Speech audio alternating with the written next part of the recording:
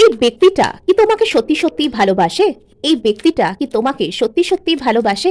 যার কথা তুমি ভাবছো সে কি তোমাকে সত্যি ভালোবাসে, নাকি এটা কোনো রকম কোনো অবসেশন বা অন্য কোনো রকম কোনো কিছু অ্যাট্রাকশন ফিলিংস? ইনি কি কোনোদিনও তোমাকে সত্যি সত্যি ভালোবাসবেন? তো চলুন দেখে নেওয়া যাক। ওকে, তো বর্তমানে ইনি নিজের ফিলিংসকে কিন্তু ফেস করতে চাইছেন না।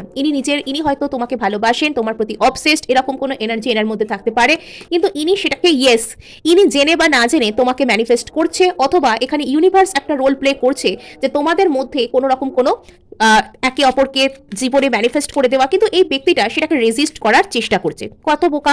এখানে ইউনিভার্স তাকে সুযোগ দিচ্ছে।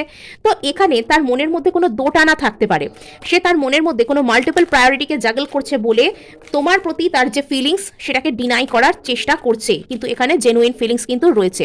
তো ইনি ভবিষ্যতে তোমার প্রতি, এই সম্পর্কের প্রতি হার্ডওয়ার্ক করতে কিন্তু সচেষ্ট হবেন।